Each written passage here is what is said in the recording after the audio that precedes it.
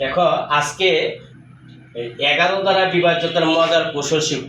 মৌলিক সংখ্যা যে 11, সেই 11 দিয়ে কিভাবে যে কোনো সংখ্যাকে আমরা অতি সহজেই এই বিভাজ্য হয় কিনা সেটা আমরা বের করি। দেখো কিভাবে বের করি। প্রথমে আছে 594।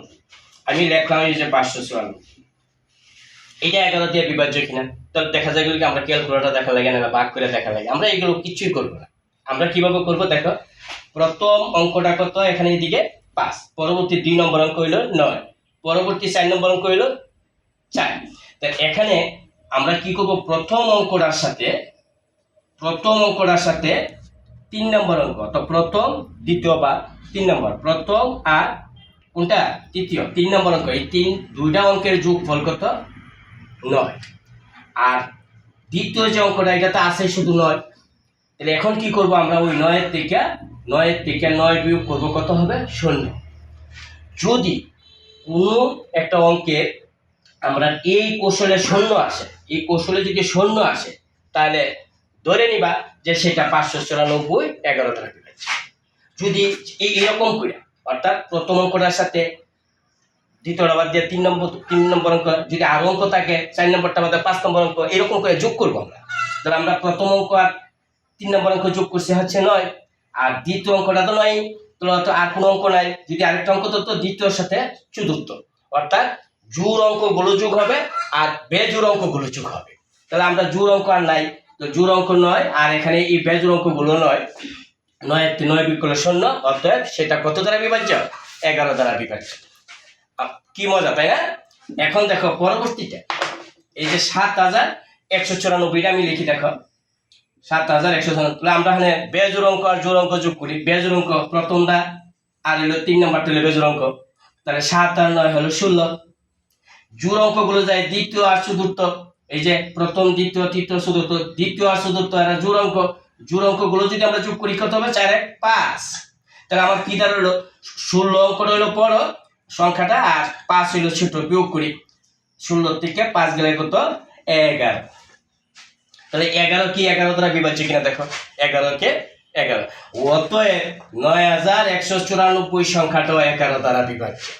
যদি কি হয় যে আমরা ওই পদ্ধতি অবলম্বন করে যদি 11, 22, 33 অর্থাৎ 11-এর গুণিতক হয়, গুণিতক মানে কি 11-এর নামাতা, যেটা 11 কি 11, 11 দুগুণা 22, 3 11 33, 4 11 44, অর্থাৎ এরকম যদি 11-এর গুণিতক হয়, তাহলে মনে রাখবা 11 দ্বারা অবশ্যই বিভাজ্য। তাহলে আমরা দুটা পদ্ধতি জানলাম।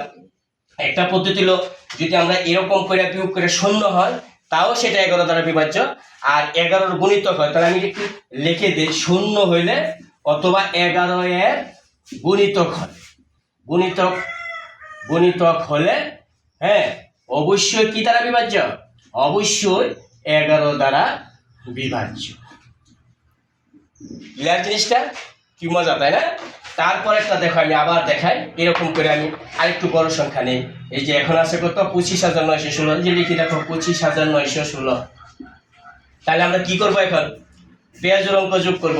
বেজোড় অঙ্ক দেখো, এই 2 এটা বেজোড় অঙ্ক, 3 9 এটাও বেজোড় অঙ্ক, আবার 6ও বেজোড় অঙ্ক। তাহলে এখানে 2 9 11, 11 আর 6 কত 17। বেজোড় অঙ্কগুলো যোগ করছি। এখন জোড় অঙ্ক যায়, জোড় অঙ্ক হইলো 5 আর হইলো তোমার 1, তাহলে এই দুইটার যোগফল হইলো 6। তাহলে এখানে দুইটা যে সংখ্যা পাইলাম, এর মধ্যে বড় সংখ্যাটা 17 আর ছোট সংখ্যাটা 6। তাহলে 17 থেকে 6 বিয়োগ করব, দেখো আমার হয়ে গেল 11। তাহলে 11 তো 11-এর গুণিতক করছে, অতএব এই সংখ্যাটা 11 দ্বারা বিভাজ্য। অর্থাৎ আমাদের ক্যালকুলেটরও করতে হবে না, ভাগ করেও দেখতে হবে না, আমরা এই কৌশলে খুব মজা করে ফেলব, তাই না? আচ্ছা, এখন দেখো আরো বড় সংখ্যা নেই, যত বড় সংখ্যাই নেই, তুমি দেখা গেল কি এই কৌশল ছাড়াই, মানে ওই যে অন্য ভাগ বা ক্যালকুলেটর ছাড়াই তুমি এই কৌশল অবলম্বন করে তুমি 11-এর বিভাজ্যতা করতে পারো। যেমন দেখো আরেকটা সংখ্যা দেখো, এখানে আছে 7,19,653। তো আমি লিখি 7,19,653। তাহলে আমি কি শিখাইছি, বেজোড় অঙ্কগুলোর যোগফল। তো বেজোড় অঙ্ক দেখো, এখানে 7 হইলো একটা বেজোড় অঙ্ক, এটার সাথে যোগ হবে 9 একটা বেজোড় অঙ্ক, তারপরে হলো 5 বেজোড় অঙ্ক। তাহলে এই তিনটা যোগ করলে আমার কত হয়, 7 9 16, 16 আর 5 হলো 21। এটা কোন অঙ্কগুলোর যোগফল? বেজোড় অঙ্কগুলোর যোগফল। এখন আসলে জোড় অঙ্কের যোগফল। জোড় অঙ্ক হইলো যে 1, তারপরে হলো 6, তারপরে হলো তোমার কত 3। জোড় অঙ্ক দেখো, এই যে 1 জোড় অঙ্ক, 6 ও জোড় অঙ্ক, 3 ও জোড় অঙ্ক। তাহলে এগুলোর যোগফল কত হলো? এই 6। তাহলে এখন যদি আমি 21 থেকে 6 বিয়োগ করি কত হবে? 21 থেকে 6 যদি বিয়োগ করি কত দাঁড়াইলো? 21 থেকে 6 যদি বিয়োগ করি কত হয়? 5 হইলো, আচ্ছা 1 কত হইলো? 15 হইলো। এটা কত? 15। তাহলে এখানে 15 কি 11-র গণিতক পড়ে কিনা দেখি। 11 নামতটা করলে 15 হয় কিনা। 11 কি 11, 11 দুগুণা 22, 15 উপরে চলে গেছে, 3 11 33 আরো বড় হয়ে যাবে, অর্থাৎ 11 আর কখনো হবে না। তাহলে অর্থাৎ এই অঙ্কটা 11 দ্বারা বিভাজ্য নয়, অর্থাৎ 11-র গণিতক হইতে হবে। সত্য হলে 11-র গণিতক যদি হয়, অথবা যদি শূন্য হয়, এখানে মনে করে বিয়োগ করে আমি শূন্য পাইলাম, তাহলে 11 দ্বারা বিভাজ্য।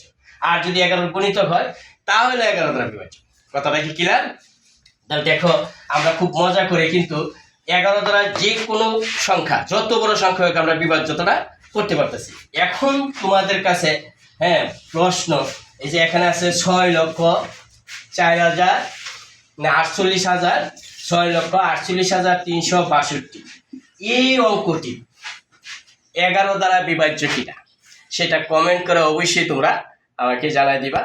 আর ভিডিওটি ভালো লাগবে সাবস্ক্রাইব করে দিবা, যাতে আমরা পরবর্তী ভিডিওটা সাথে সাথে আমরা পাই। ধন্যবাদ সবাইকে।